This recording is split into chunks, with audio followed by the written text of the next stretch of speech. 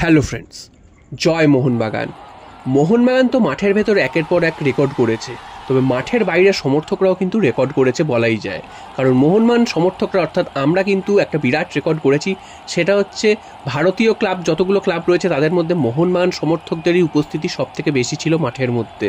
Average attendance যদি দেখা যায়, সেখানে দেখা যাচ্ছে প্রায় 35,000 লোক মোহনবাগানের জন্য খেলা দেখতে গেছে। এবং সেকেন্ড পজিশনে রয়েছে ইস্টবেঙ্গল 18,000 লোক, এবং থার্ড পজিশনে রয়েছে কেরালা ব্লাস্টার্স 15,000 লোক। তো মোহনবাগানের লাস্ট 2-3টে খেলায় আমরা দেখেছি প্রায় 50-60,000 লোক হয়েছে। এবং বাকি ম্যাচগুলো যদি তোমরা দেখে থাকো, যে নর্মাল যেসব ম্যাচগুলো ছিল সেই ম্যাচগুলোতেও মোহনবাগানের নর্মাল অ্যাটেন্ডেন্স ছিল প্রায় 30 থেকে 35,000। তো সব মিলিয়ে কিন্তু সিজন শেষে এসে দেখা যাচ্ছে যে মোহনবাগানের গড় অ্যাভারেজ অ্যাটেন্ডেন্স ছিল প্রায় 35,000 মতন। তো এটা কিন্তু একটা রেকর্ড। ভারতীয় ফুটবলে অন্য কোনো ক্লাবের কিন্তু এত সমর্থক মাঠে যায়নি। এবং ইস্টবেঙ্গলের তো এর আগেও মরশুমেও আমরা দেখেছি যে ইস্টবেঙ্গলের প্রায় লোক মাঠেই যেত না। মোহনবাগান কিন্তু আগের মরশুমেও 1 নম্বরে ছিল, তবে মোহনবাগানের আগের মরশুমে যা অ্যাটেন্ডেন্স ছিল তার থেকে এই বছর কিন্তু আরও বেড়েছে। শুধু তাই নয়, মোহনবাগানের শুধু ভারতের মধ্যে নয়, এশিয়ার মধ্যেও যদি দেখা যায় মোহনবাগানের উপস্থিতি, সমর্থকদের উপস্থিতি কিন্তু এশিয়ার মধ্যেও উল্লেখযোগ্যভাবে অনেকটাই বেশি, যেটা কিন্তু এশিয়ার অন্যান্য বড় দেশে বড় বড় ক্লাব যারা রয়েছে তাদের সমর্থকরাও কিন্তু এত মাঠে যায় না। তো মোহনবাগান সমর্থকরা দেখিয়ে দিয়েছে যে মোহনবাগান টিম যেমন মাঠের মধ্যে অপ্রতিরোধ্য, মোহনবাগান সমর্থকরাও কিন্তু গ্যালারিতে কিন্তু অপ্রতিরোধ্য। অন্য কোনো সমর্থকরা তাদের সামনেই আসতে পারে না। এমনকি তোমরা যদি দেখে থাকো যে আমরা আমাদের অ্যাওয়ে ম্যাচের যেসব খেলাগুলো থাকে, অ্যাওয়ে খেলাগুলো, তো সেখানেও আমাদের সমর্থকরা কিন্তু প্রায় মাঠ ভরিয়ে ফেলে। তো দেখা যাচ্ছে যে অ্যাওয়ে ম্যাচে যাদের হোম ম্যাচ তাদের সমর্থক কম, অ্যাওয়ে ম্যাচে মোহনবাগানের সমর্থক বেশি। তো এটাও কিন্তু একটা দৃষ্টান্ত, যেটা কিন্তু অন্য কোনো ক্লাব করে দেখাতে পারে না। তাই মোহনবাগান সমর্থকরাও কিন্তু দেশের মধ্যে সেরা সমর্থক, সেটা কিন্তু এক কথায় গর্বিত করেছে, সেটা কিন্তু বলাই যায়। এরপর চলে আসি খেলার বিষয়ে। তো খেলার বিষয়ে আসলে কিন্তু প্রথমেই বলতে হয় যে মোহনবাগান কিন্তু আগামী মরশুমের জন্য আরও বড় কিছু চমক অপেক্ষা করে রেখেছে। সেটা কিন্তু ফুটবল এক্সপ্রেস নামে একটা পেজ রয়েছে, সেখান থেকে দাবি করা হচ্ছে যে মোহনবাগান অলরেডি পরবর্তী মরশুমের জন্য বিভিন্ন বিদেশি প্লেয়ার শর্টলিস্ট করতে শুরু করেছে।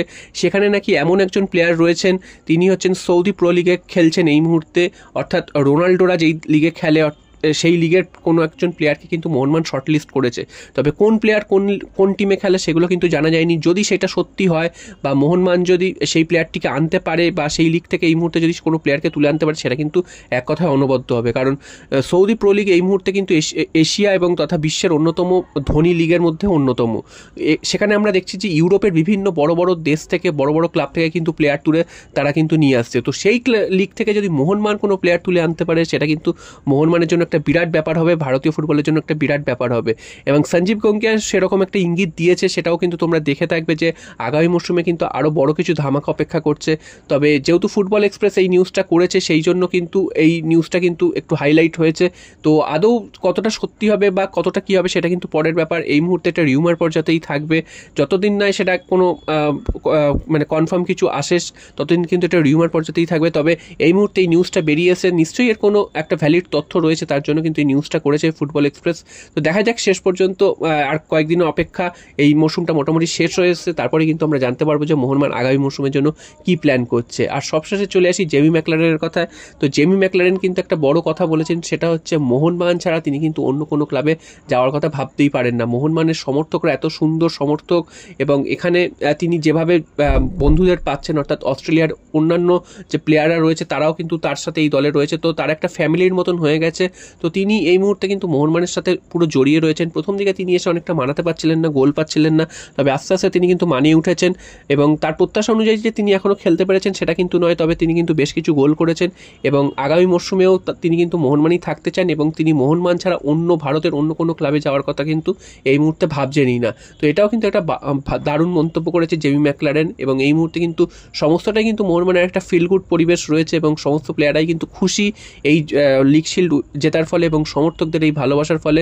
তো দেখা যাক মোহনবাগান সামনের যে ISL কাপ রয়েছে, এছাড়াও সুপার কাপ রয়েছে, সেখানে তারা কেমন পারফরমেন্স